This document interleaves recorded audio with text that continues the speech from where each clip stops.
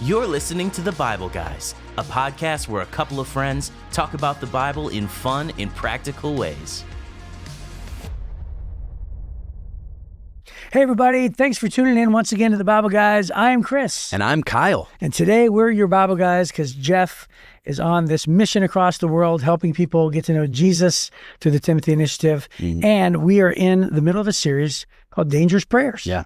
Praying about surrender. And you know, this whole week has been quite a journey, right? So it's been Isaiah in heaven talking about, send me, God. And then we talked about Moses, who says, okay, God, show me your glory. I want your presence to be with me. What a dangerous prayer, right? To desire God's glory more than anything else. And then yesterday, we talked about the disciples who are faced with a really hard truth, who say, God, help us to increase our faith. Yeah. Right? So think about that, send me on whatever mission you want. God, help me to know your presence more than anything else.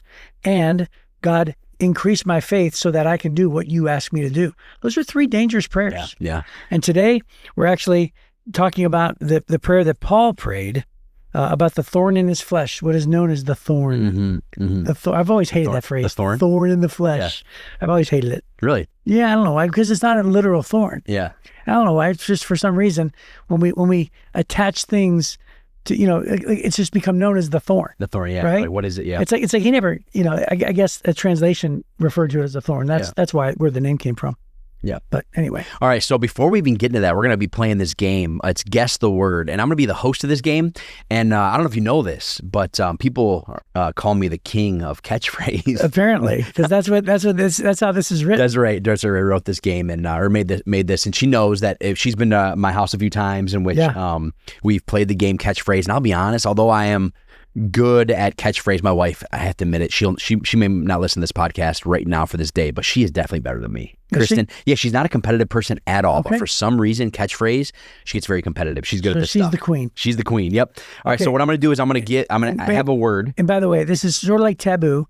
And if you're listening online, if you're watching online on video, what we're going to try to do, hopefully, is put all the forbidden words on the screen. Yeah. So that you can watch along with us and make sure that Kyle doesn't make a blunder. Yes. So watch yourself, monitor yourself. Yep. I'll be careful. All right. So basically, there's a word that I want Chris to say, but I have to avoid saying these other words that you're going to see on the screen. And the audience should race me. All right. So we'll go number one. Yes.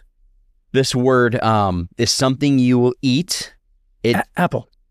Nope. It's something you may get at Da Francesca's. Probably a basic thing on the menu. Lasagna. Nope. It's meatball. Even more basic than that. Pasta. Nope. It's similar to Sauce. that, but it's sausage. a basic part of that. Yeah, I can't say those words. Nope. It's like basic, man. It's Chef Boyardee. Spaghetti. Yep. There you go. Boom. Spaghetti. Okay. Number two. This one is going to be tough. Well, okay. wait, no. You can't move on yet. You got to tell us the words that you were not allowed to say. I couldn't say pasta, noodles, Italian, sauce, or meatballs. Now, by the way, once I say the words, you're allowed to say them. Okay, gotcha. So if I would have said, like I said pasta, you could say, okay, what's another word for pasta? There you go. You could say that. Okay. There you go. Okay. All right, our next one. This one's going to be a tough one, all right? Yep. So this may be somebody is a magician and they would do this. They will rabbit out of the hat. No, they would, it's one word and it's something where they're teleport. No. Elevate. Nope. I'm trying to think of a word I almost just said. Okay. So they're making you think something that isn't actually there. An illusion. Boom. That's the word. Illusion? Got it. Okay. Illusion. Nice work. All right. So the words I couldn't say were magic, trick, deception, mirage, or fake. Wow. So good job to you. I know that's kind of hard. Wow, that was tough. Yeah. So I said magician. I don't know. Hopefully I get a pass. I don't know how I would say illusion. Yeah. Yeah, it's tough. Yeah. A lot of times the way I approach this game is I try to go a different angle. Yeah. And I say like what's that movie with, The Illusionist? Oh yeah, cut it down. Illusion. Yeah. So that's even like for the spaghetti one. That's why I went with Da Francesca's because I know you like the place. But okay. Yeah. This next one's going to be brutal. Although I do like Da Francesca's, but you know what beats it? Huh. Luciano's. Oh yeah. Yeah. It's your spot. It's my spot. Nice. It's number one for sure. Nice. All right. So third one here. I got a word here where basically you can fall into it. You might see this on a beach. A pit.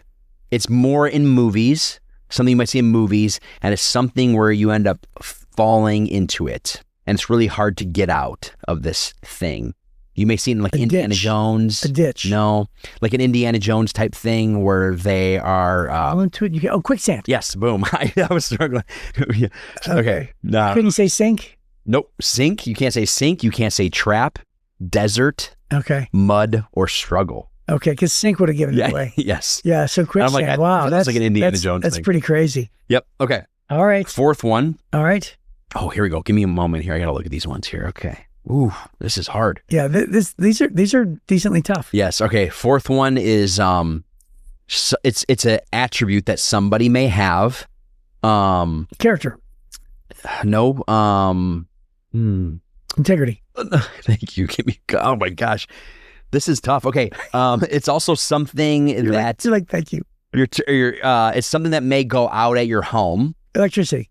That is one of the words. It's electricity, but what is Power. Yeah, boom, power. Thank you. Yes. It's an attribute somebody may have. Yes, I went wrong on that one. So it's strength, energy, electricity, control, and authority. So it did a good job of locking it. But once you said electricity, that was great. Okay, and the word was power? Yeah, power. That's why I said it's something you can lose at home. You said electricity. Where does that come from? See, I would have said like the old He-Man cartoon says, I have the blank. Yeah, okay. I need to do a better job of looking at pop culture things. Okay. All right, here we go. This next one. Yep.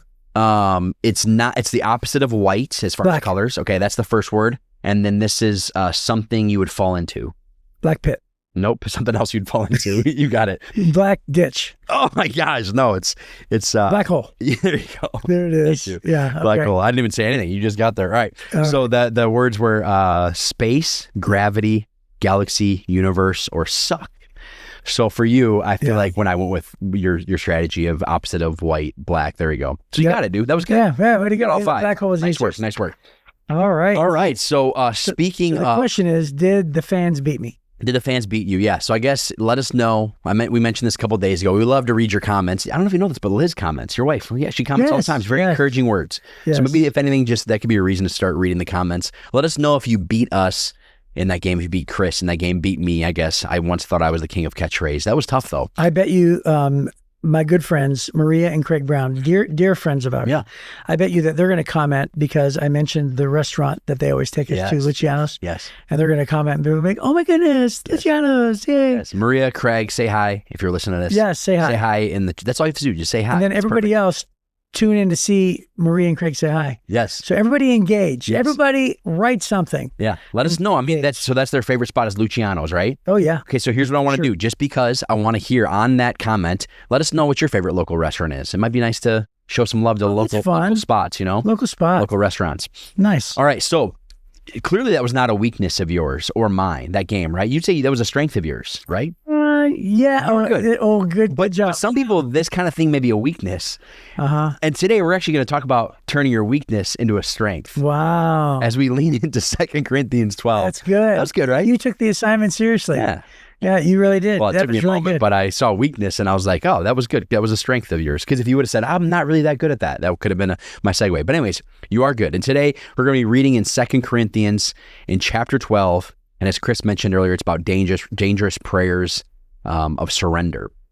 So 2 Corinthians, you good if I start? Yep. All right, 12, 1 through 10 says this.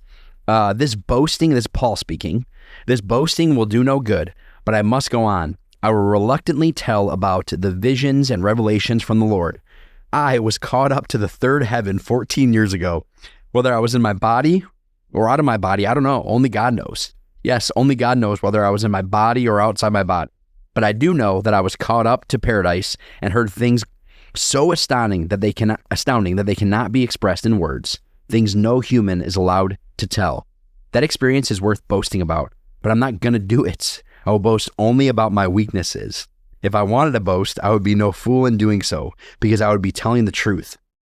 But I won't do it because I don't want anyone to give me credit beyond what they can see in my life or hear in my message, even though I have received such wonderful revelations from God.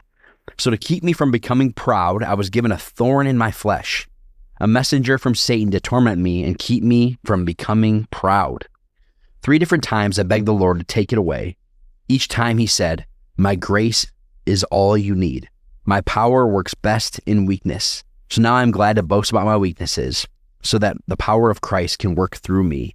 That's why I take pleasure in my weaknesses, and the insults, hardships, persecutions, and troubles that I suffer for Christ.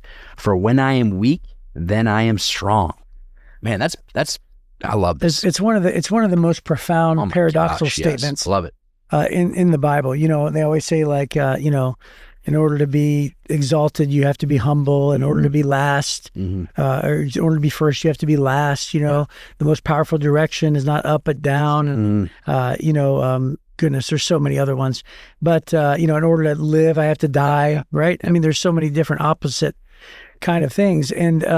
And this is probably one of the most powerful. He says, "For when I am weak, then I am strong."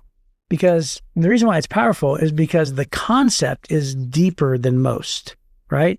So it's like what he's really saying is, he's saying that there's a human part of yourself and you're gifted, right? You're gifted in all sorts of strong ways. You have all these gifts that, that allow you to progress in this world, and being a good talker, a good communicator, a good persuasive person, a good relational person, right? All these different things, your wisdom and all these different things. But whenever you operate in your own strengths, it's less of a spotlight on God's power in your life. So you could say that a really talented person could operate in their own strength and be like even a pastor or a leader. We've certainly seen those. Yeah. The share of those kinds of people, right? Where it's like, wow, they're just a phenomenal, charismatic leader, but it seems like it's all them, and it's nothing about the power of God. And then sometimes, not often, or I should say not the majority. It is often, but not the majority. But oftentimes, we'll see a pastor fall, and we'll say, well, that's because he was operating in his own strengths. He was operating in, it was all about him, right? Or whoever. So I think that this concept is so deep, because what it's saying that whenever you're deficient, you have no choice but to rely on the power of God in your life. And it's like, well, God, I'm incapable. It's like Gideon, right? It's like, I'm incapable of doing these things. And God's like, perfect. You're exactly where I want you to be. And you're like, what do you mean? Well, God, I can't do this. Perfect. David goes out there to fight Goliath. I can't put on Saul's armor. Perfect. Now you're going to see God's strength come through, because there's no way you could defeat Goliath like this, right? I mean, come on. I mean, he was a good shot with the sling, but that had to have been God, right? 100%. And so it's like that's what it means. It means Paul is saying, like, I'm so you think about Paul, man, his credentials. Think about Paul. There was nobody that could have boasted more than Paul. Yes. And yet what he's saying is, he's saying there's this thing in my life, and it's just there to remind me that I have to stay humble, right? Because if this thing weren't there, I probably wouldn't rely on God as much as I do. Yeah. So would you say the dangerous prayer here would be the fact that he prayed 3 times for the Lord to take the flesh or the thorn away? Yeah. And then God's response was that my grace is enough. I think it says in this translation. I've always heard it as that my grace is sufficient for you. You've probably heard that before. NIV translation. Just different translations. Sufficient is defined as enough, and I don't know why I've always loved that word, that saying. My grace is sufficient. Yeah. Sufficient. So here it says is all you need. All you need. Okay. Yeah. I love that. It's my grace is all you need. Whenever, he said, hey, take this away from me. Hey, just, my grace is enough. You don't need anything more, anything less. This is what I got for you. I love that. But I think for me, agreeing with you, I love the fact that he's talking about boasting in the things that you're weak at, because when you're weak, then he is made strong. And it's a reminder, for all of us, or anybody really here who maybe is going through something, that maybe it's a sickness, maybe it's an illness, maybe it's something in your life. I don't know about you, but I think it's powerful to pray and ask God. We should be praying. We should be praying for healing over things. But you and I both have seen a fair share of prayers that you're just asking God's will to be done, right? You're just praying. And oftentimes I think one of the problems is that sometimes we start to attach people's faith or lack of faith into that healing. But we see here's Paul, who has like the most faith, right? He's the most God-following person, yet God didn't take away that sickness, that ailment, that illness, whatever it may be, that thorn in his flesh. God said, don't worry about it, rely on me. Just a fun story that I don't know if I've ever shared this story with you, but there's one time many years ago, the youth group I was leading, there's a big group of students and leaders that went to a concert for a well-known worship group in the country. They're a well-known traveling worship group, but they're known to do like healings at the end of the service. And so we had a bunch of students and adult leaders who went out there to see this worship concert. And at the end, there was a healing part of the service where they told people that if you just had enough faith, small as a mustard seed, God will heal you of whatever it is, but you just have to take the step. And so we had a person actually who was maybe a junior who actually drove himself. Check this out. He drove himself an hour to get there to this everybody else drove together. He had been running to something. He has serious eyesight issues. If only he had faith, then God would heal him. So what he did is he broke his glasses that he needed to see. Broke him in half, walked to the altar, could barely see, and God did not heal his eyesight right there. And then his mom called me the next day, devastated, because for one, her son had to drive in this condition where he could barely see. He's on the road driving an hour away. I didn't know about this until the next day, and then also came home feeling extremely discouraged at his perceived lack of faith because God clearly didn't heal him.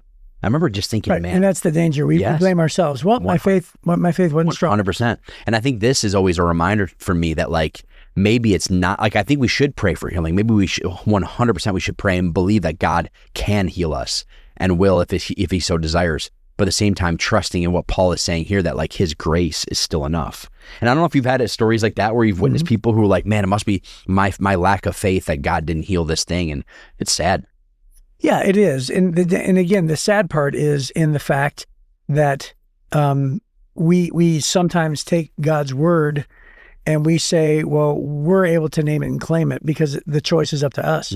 When actually, in every single time that God says, hey, if you have enough faith, ask this will be done, it'll be done.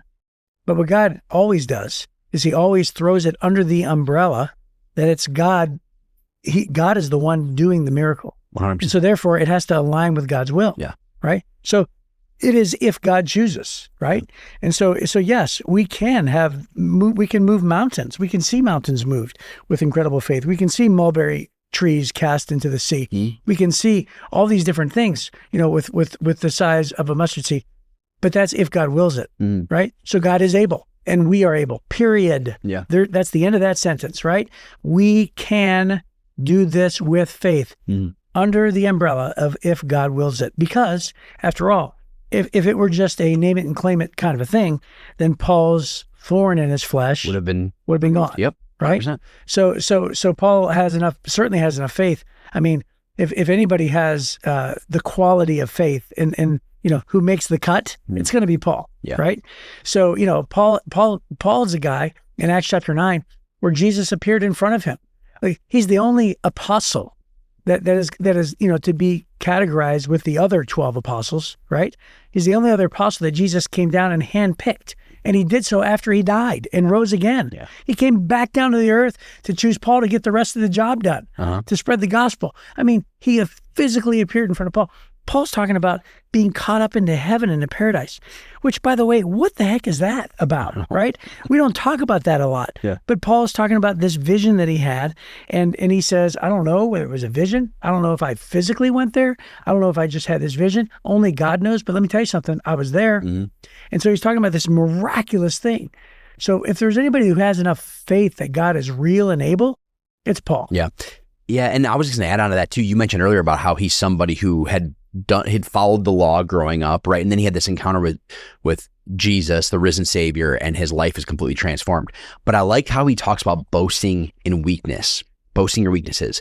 Isn't it true that a tendency we may have as Christians, the more we follow God, is to almost not even notice our weaknesses, right? Yeah. We're quick to notice the weaknesses of others and point out the flaws of others. But I actually think it's interesting, the guy who was probably very mature in his faith, was very quick to point out that he will boast, he will brag about his weakness. I think this is a reminder for anybody to listen to this who maybe it's really easy, especially and on his daily podcast, you're listening to a daily Bible Guys podcast, to really allow knowledge to puff you up and build you up and make you feel somewhat superior or feel like you have all the answers and the truth and all that stuff. It's very easy. I think I've met so many people over the years who the knowledge has puffed them up and created pride and that sort of thing. And then you have Paul, who goes literally the opposite of that. He's like, no. Like, I'm going to boast about my weaknesses, for when I'm weak, then I'm made strong. That's literally what it should look like. The more if you want to go deeper and grow deeper in your faith, it actually looks like that, acknowledging that you don't have what it takes. You're not strong enough. You have more weaknesses maybe than you do strengths, and maybe God has allowed this to happen because we absolutely need him. Because I think that once knowledge starts to puff up, you begin to realize that you start to think, oh, I got this. I'm smart enough. I'm good enough. I'm talented enough. That's right. And miss out on all that. Yeah. Some of the best times in my life are when I think to myself, if God doesn't show up, I'm toast. Right? I mean, you have to have enough faith in your life to move forward with whatever God calls you to do. And it's like, man, anything without risk doesn't really require God to show up. Right. And that's almost the definition of faith at times, right? Where it's like, okay, I'm too weak for this to happen. I can't manufacture this. I can't produce the results of this. I can't make this happen. Only God can do this. Yeah. And so, that's a form of saying, like, God, I can't do this. I'm weak in this area, right? Only you have the power to do this. And so I think that this serves as a great reminder, and I do love the fact that we don't know what Paul's infirmary was. Some people have said over the years, I've read so many different things. Some people have said he was hunchbacked. Have you ever heard of that? Like he had this hunchback, which because the word Paul means, well, gosh, what does it mean? It means like, does it mean hump or something? Paul or Saul? No, Paul. Oh, okay. Paul means. Can you look that up maybe? Look up what the word Paul means. But it means something like that. And they thought, oh, maybe that's why he was named that. And then some people, for some reason, say that Paul's eyesight was... I've heard that. Yeah. Or maybe he was blind or something. And then some people have attributed to, different various things. But either way, it doesn't tell us. Yeah, it looks like it's not Paul. It means small or humble. There you go. Okay. Is that what it means? Small or humble. Yeah, let me look up Saul real quick. Just because I'm curious. Yeah. Which it wouldn't be with King Saul, but still. I just remember being in the Life of Paul class with Dr. Haryu, and I thought, and somehow I thought he attributed the definition of the word Paul to the hump, to the humpback, but maybe not. Maybe small meant hunched over. I don't know. But either way, though, I love the fact that Paul doesn't mention what it was because it's symbolic for the rest of us. And so think about the credentials of the Apostle Paul. Number one, he was a Pharisee, right? So he grew up in the religious elite. He had political prowess. He had a future. He had definitely an income, right? Yeah. He had fame. He had all those different things. So in Acts chapter 9, at the beginning, it tells us that he was so much in favor of the religious movement that he was actually in charge of persecuting Christians. And he was commissioned by Caiaphas to go to Damascus to accomplish in Damascus what he had already successfully accomplished in Jerusalem, which was to persecute Christians. He's the head of all of that. So he had influence. He was rising up through the ranks. In Acts chapter 7, he was an intern. In Acts chapter 9, he's in charge of the whole thing. So not only that, but he was a Roman citizen on top of that. And it was so unbelievably unique for a Jew to be a Pharisee to also be a Roman citizen. And for him to be a Roman citizen, and by the way, the context of that is, of course, Rome was occupying the territory of the Jewish people at the time. So Rome had conquered the world, which is why they were under oppression, which is why when Jesus was under trial, remember he had to go to both Caiaphas and then to Herod, and then then Caiaphas, the Supreme Court, and then go back to Pontius Pilate. It was both Rome condemning his death, and then also the religious leaders, because the religious leaders couldn't do anything without Rome. They were just there. They were the taxation. They were the conquering political people of the world, the power. So Paul had this unique position where he was a Jew, but he was a Roman citizen, which is why later on, when he's thrown in jail, he doesn't tell anybody he's a Roman citizen. And then finally he says, I'm a Roman citizen. They feared him and they let him go, right? So think about everything he has worth to brag for.